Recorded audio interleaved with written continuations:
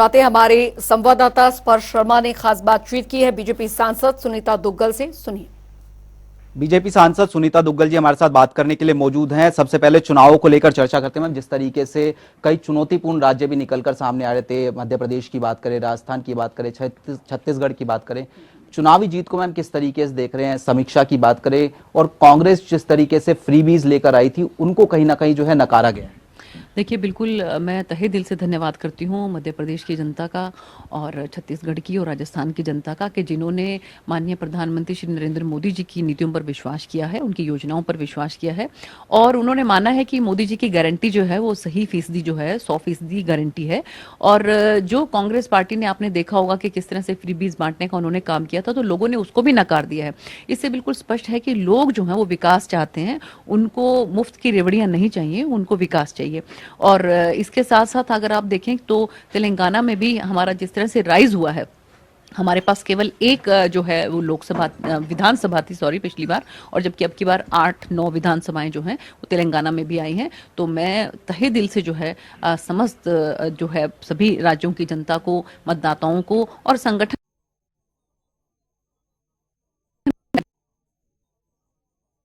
देश के पूर्व मुख्यमंत्री दिग्विजय सिंह ने सवाल उठाया, कह रहे हैं कि बैलेट पेपर में हम आगे थे, लेकिन जैसे जैसे जो है ईवीएम से गिनती होती नजर आई, नतीजे जो है पलटते हुए नजर आए। और उसके साथ साथ उन्होंने कहा कि कोई भी जो मैकेनिकल चीज होती है उसको हैक किया जा सकता है। नहीं, देखिए, ऐसा है कि जो बैलेट होते हैं, पोस्टल बैलेट होते हैं, वो तो बहुत लिमिटेड से होते हैं। अगर उनके ऊपर हम ये सोचकर हम ये कहने लगे कि नतीजे उन्हीं पर ही आएंगे, तब तो फिर जो हिमाचल प्रदेश में हुआ तो हमें उसके ऊपर भी सवाल उठाना चाहिए। कर्नाटक में जो हुआ हमें उस पर भी सवाल उठाना चाहिए कि अगर तो कांग्रेस पार्टी जीतती है तो ईवीएम ठीक है, और अगर कांग्रेस पार्टी हारती है तो ईवीएम में गड़बड़ है। तो देखिए, मुझे लगता है कि ये उनकी मानसिकता है और जो ये उनकी जो विकीर्ण मानसिकता है, उनको उनका उसका इलाज करवाना चाहिए। मैम, इस पूरे चुनाव में जिस तरीके से जातिगत जनगणना की बात की जाए या फिर ओबीसी आरक्षण की बात की जाए, जो कांग्रेस आगे ले जाती हुई नजर आ रही थी, उसको भी कहीं ना कहीं जो है पीछे छोड़ा गया जनता की तरफ से। बिल्कुल, देखिए, ऐसा कि जनता जो है वो विकास चाहती है। माननीय प्रधानमंत्री श्री नरेंद्र मोदी जी ने स्पष्ट रूप से कहा है कि 4 जातियां हैं, एक महिला है, एक युवा है, एक किसान है और एक आदिवासी है। तो ये 4 जातियां हैं केवल, और इन 4 जातियों का उत्थान जो है वो माननीय प्रधानमंत्री जी कहते हैं कि हमारी सरकार का मेन एजेंडा है और हम इसी पर चले थे, इसी पर चल रहे हैं और इसी पर ही चलेंगे। मैम, आपकी जो लोग प्रभारी हैं बिप्लब देब, उनसे मुलाकात हुई और उसके साथ साथ इन चुनाव के अगर हरियाणा के असर की बात की जाए तो किस तरीके से अब जो चुनाव का असर जो है देखने को मिलेगा? देखिए, पॉजिटिव रहेगा, बहुत अच्छा असर इसका देखने को मिलेगा। हरियाणा में वैसे भी आप देखिए कि जो नीतियां जो हैं उनको बहुत अच्छी तरह से जो है चारों तरफ हम देखें, जनसंवाद कार्यक्रम जो किए माननीय मुख्यमंत्री जी ने किए, हम लोगों ने भी सांसद के तौर पर किए, तो बहुत अच्छा रिस्पॉन्स हमें उसका मिला। तो मुझे लगता है कि मोदी जी की नीतियां तो हैं ही, लेकिन जो हमारे मुख्यमंत्री श्री मनोहर लाल जी हैं, उनकी नीतियां भी हरियाणा में ऐसी हैं कि जो प्रदेश की जनता को आकृष्ट करती हैं। और कितनी नीतियां तो ऐसी हैं कि जो पूरे हिंदुस्तान के अंदर सबसे ज्यादा आगे बढ़कर अगर कहीं दिखाई देती हैं तो वो हमारी राज्य के अंदर दिखाई देती हैं। तो इसमें अगर आप बात करें तो देखिए कि जो माननीय मुख्यमंत्री जी जो अभी जो सिंगल जो जेंट्स हैं उनके लिए जो पेंशन लेकर आए, मुझे लगता नहीं है कि शायद वो पूरे हिंदुस्तान में और कहीं पर भी है।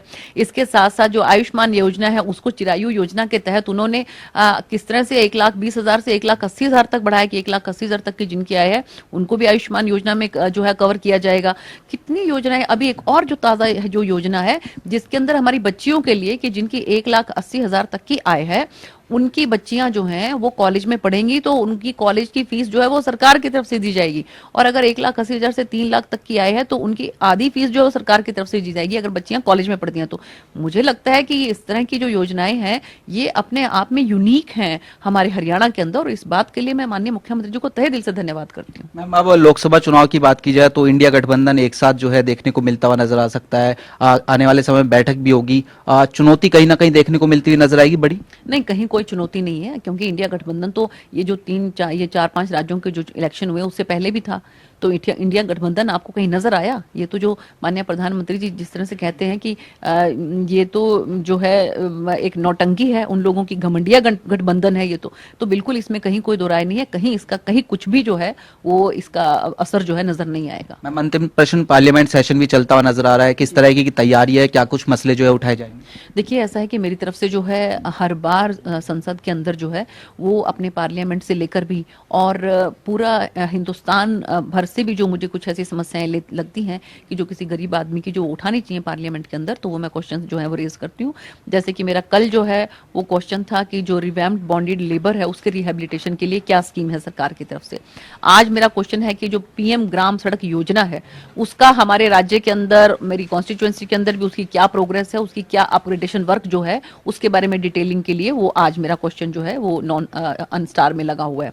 और इसके साथ साथ मैंने सवाल किया है जो कि 6 दिसंबर को मेरा सवाल है लगा कि गवर्नमेंट की जो ई मार्केट प्लेस है जेम पोर्टल में, उसमें प्रोक्योरमेंट और पार्टिसिपेशन ऑफ एमएसएमई का क्या उसमें रोल है, उसमें एमएसएमई की कैसी पार्टिसिपेशन है, तो इसके बारे में मेरा सवाल है 6 दिसंबर को।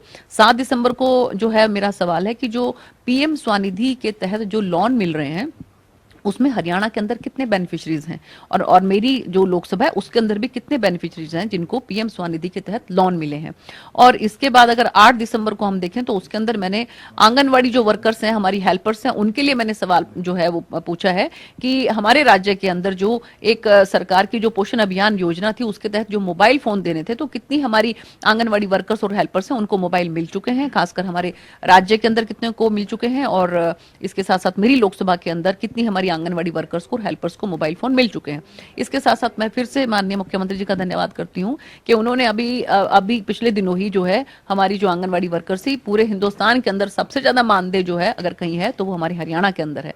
तो इसलिए मुझे पूरी उम्मीद है कि आने वाले समय में फिर से जो है भारतीय जनता पार्टी का परचम हरियाणा के अंदर जो है माननीय मुख्यमंत्री श्री मनोहर लाल जी के नेतृत्व में, और 2024 के अंदर जो हमारी लोकसभा का चुनाव है उसके अंदर माननीय प्रधानमंत्री नरेंद्र मोदी जी के नेतृत्व में प्रचंड बहुमत के साथ हम लोग फिर से तीसरी बार जो है वो सरकार बनाएंगे दोनों जगह पर। शुक्रिया मैम। तो बीजेपी सांसद सुनीता दुग्गल जी थी, जनता टीवी से तमाम मसलों को लेकर खास बातचीत कर रही थी।